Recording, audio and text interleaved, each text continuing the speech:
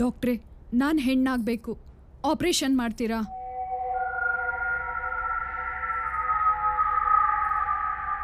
ನೀವು ಹೆಣ್ಣಾಗೇ ಇದ್ದೀರಲ್ಲ, ಆಪರೇಷನ್ ಯಾಕೆ ಮಾಡಬೇಕು?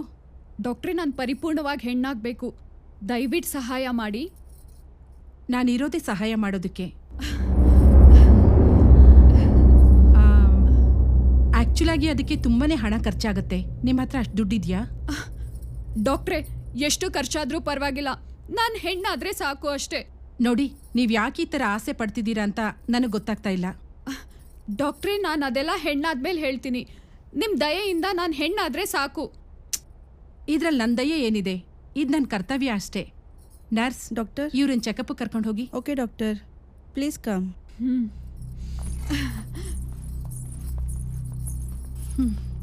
ಇವಳನ್ನ ಯಾವ ರೀತಿ ನೋಡಿದ್ರು ಗಂಡು ಅಂತ ಅನ್ಸೋದೇ ಇಲ್ವಲ್ಲ.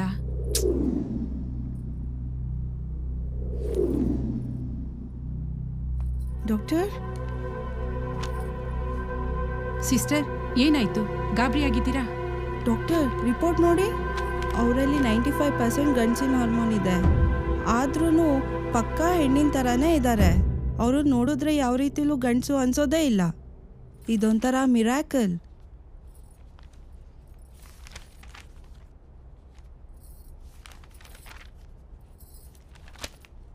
ಕೆಲವೊಮ್ಮೆ ಹೀಗಾಗುತ್ತೆ. ಸಾಯ್ತಾ ಇದ್ದೀನಿ ಅಂತ ಗೊತ್ತಾದಾಗ ಎಂಥ ಪುಕ್ಲ ಆದರೂ ಬದುಕಬೇಕು ಅಂತ ಹೋರಾಡಲ್ವಾ?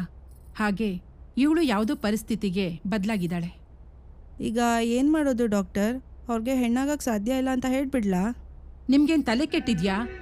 ಅವಳು ಹೆಣ್ಣಾಗ್ಲಿ ಗಂಡಾಗ್ಲಿ ಅದರಿಂದ ನಮಗೇನು ಉಪಯೋಗ ಆಗುತ್ತೆ? ನೋಡಿ, ನಮಗೆ ಬೇಕಾಗಿರೋದು ದುಡ್ಡು. ಇಲ್ಲಿ ಇರೋ ಅಷ್ಟು ದಿನ ದುಡ್ಡು ಮಾಡ್ತಾ ಇರಬೇಕು, ಹೋಗ್ತಾ ಇರಬೇಕು ಅಷ್ಟೇ. ನೋಡು, ಅವಳಿಗೆ ಆಪರೇಷನ್ ಮಾಡ್ತೀವಿ ಅಂತ ಹೇಳು, ಆ ನಿಹಾರಿಕಂಗೆ ಬರಕ್ಕೆ ಹೇಳು. ಆದರೆ ಅವ್ರ ಕೇಸ್ ಫೈಲ್ ಚೆಕ್ ಮಾಡಿದ್ರೆ ಮಾಡಲಿ ಬಿಡು. ಅದ್ರಲ್ಲಿ ಗಂಡಾಗಬೇಕು ಅಂತ ತಾನೇ ಇರುತ್ತೆ.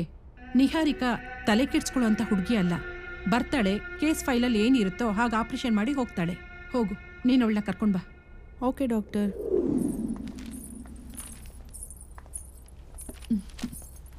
ಡಾಕ್ಟರ್, ಮುಂದಿನ ವಾರನೇ ನಿಮ್ಗೆ ಆಪರೇಷನ್ ಇಟ್ಕೊಂಡಿದ್ದೀವಿ.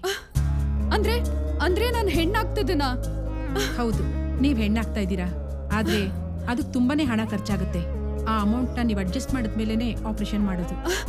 ಡಾಕ್ಟರ್, ನಾನು ಕಟ್ತೀನಿ.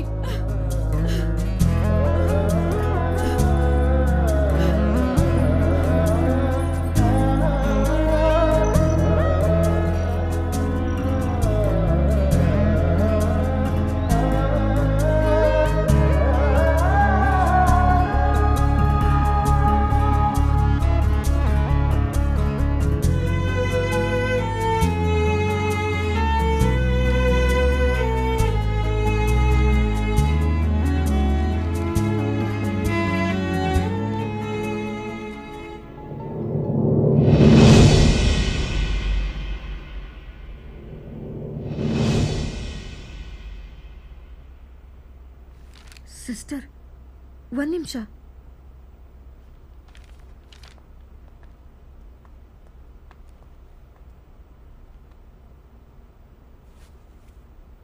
ಇಷ್ಟು ಚೆನ್ನಾಗಿರೋಳು ಗಂಡಾಗಬೇಕು ಅಂತ ಯಾಕೆ ಬಯಸ್ತಾ ಇದ್ದಾಳೆ? ಇವಳು ನಿಜವಾಗ್ಲೂ ಗಂಡಾಗಬೇಕು ಅಂತ ಬಯಸ್ತಾ ಇದ್ದಾಳ? ಹೌದು ಡಾಕ್ಟರ್, ಅವಳಿಗೆ ಹೆಣ್ಣಾಗಬೇಕು ಅಂತ ಇಷ್ಟ ಇಲ್ವಂತೆ.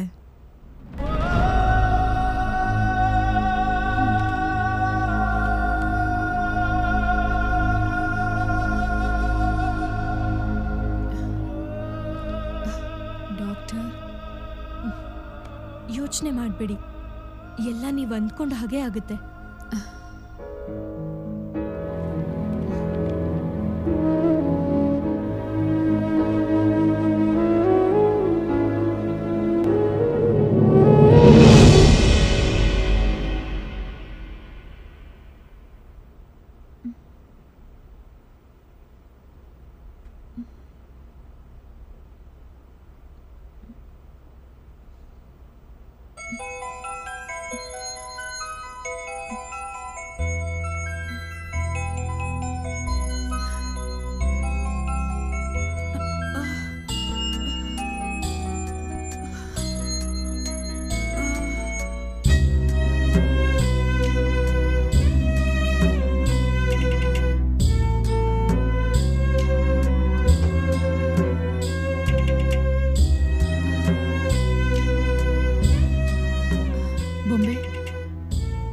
ಸ್ವಲ್ಪ ದಿನದಲ್ಲಿ ನಾನು ಹೆಣ್ಣಾಗ್ತೀನಿ.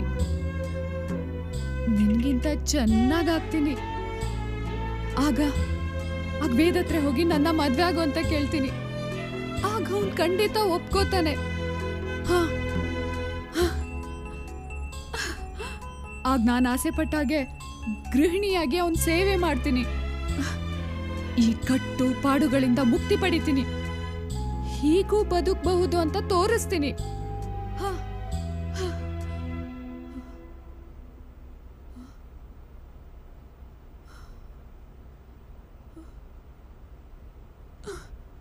ಬೊಂಬೆ, ನನಗ್ ಮಕ್ಕಳಾಗಲ್ಲ ಅಂತ ಹೇಳ್ತಿದ್ಯಾ?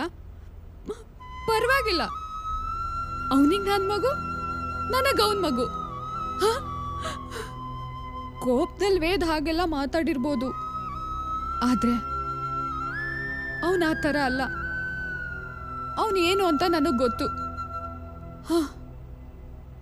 ನಾನು ಹೆಣ್ಣಾಗ್ಲಿ ಅಂತ ಅವನ ಆ ಥರ ಎಲ್ಲ ಮಾತಾಡ್ತಿದ್ದಾನೆ ಅಷ್ಟೆ. ನಾನು ಮೊದಲೇ ಇದನ್ನೆಲ್ಲ ಮಾಡಬೇಕಿತ್ತು, ಆದರೆ ಆ ಯೋಚನೆನೇ ಬರಲಿಲ್ಲ. ಆದ್ರೆ ನಾನೀಗ ಹೆಣ್ಣಾಗ್ತಿದ್ದೀನಿ, ನಿಜವಾದ ಬೊಂಬೆ ಆಗ್ತಿದ್ದೀನಿ. ಆಗ ನನ್ನ ಖುಷಿನ ನೀನೇ ನೋಡುವಂತೆ. ನನ್ನ ಪ್ರೀತಿ ನನಗ್ ಸಿಗತ್ತೆ, ನನ್ನ ಪ್ರೀತಿ ನನಗ್ ಸಿಗತ್ತೆ, ನನ್ನ ವೇದ್ ನನಗ್ ಸಿಗ್ತಾನೆ.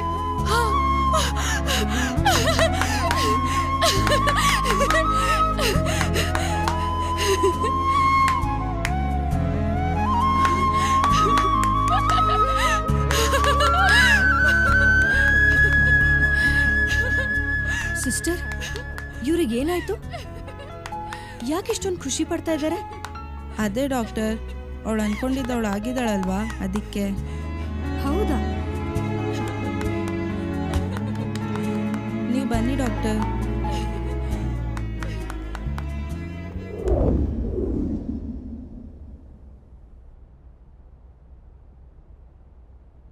ಅಂದ್ರೆ ಅವಳು ಹೆಣ್ಣಾಗಿಲ್ಲ, ಗಂಡಾಗಿದ್ದಾಳೆ. ಎಕ್ಸಾಕ್ಟ್ಲಿ. ನಾನು ಆಪರೇಷನ್ ಮಾಡಿದ್ದು ಗಂಡಾಗೋಕೆ ಅಂದ್ಮೇಲೆ ಹೆಣ್ಣಾಗೋಕ್ ಸಾಧ್ಯನೇ ಇಲ್ಲ.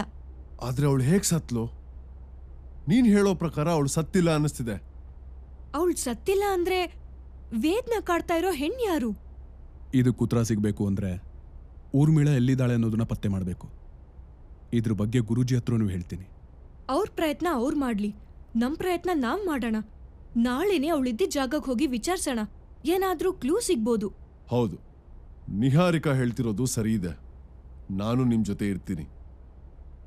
ನಿಮ್ಮಿಬ್ಬರನ್ನ ದೂರ ಮಾಡಕ್ ನೋಡ್ತಿರೋ ಅವಳನ್ನ ನಾನ್ ಸುಮ್ನೆ ಬಿಡಲ್ಲ. ಅವಳೇನಾದ್ರೂ ಬದುಕಿದ್ರೆ ನಾನೇ ಸಾಯಿಸ್ಬಿಡ್ತೀನಿ. ಹಾಗೆಲ್ಲ ಹೇಳ್ಬೇಡಿ ಚಂಚಲ್. ಈಗಲೇ ಮಾಡ್ದಿರೋ ತಪ್ಪಿಗೆ ಅನುಭವಿಸ್ತಿರೋ ಶಿಕ್ಷೆ ಸಾಕು. ಇನ್ ಗೊತ್ತಿದ್ದು ತಪ್ಪು ಮಾಡೋದು ಬೇಡ. ನಿನ್ನಷ್ಟು ತಾಳ್ಮೆ ನನಗಿಲ್ಲ. ನೀವಿಬ್ರು ಚೆನ್ನಾಗಿರ್ಬೇಕು. ನಿಮ್ಮಿಬ್ಬರನ್ನ ದೂರ ಮಾಡೋರ್ನ ನಾನ್ ಸುಮ್ನೆ ಬಿಡಲ್ಲ. ಈಗ ನೀನು ರಿಲ್ಯಾಕ್ಸ್ ಮಾಡು. ನಾನೇ ನಿಹಾರಿಕನ ಮನೆ ಹತ್ರ ಡ್ರಾಪ್ ಮಾಡ್ತೀನಿ. ನಿಹಾ, ಬಾ.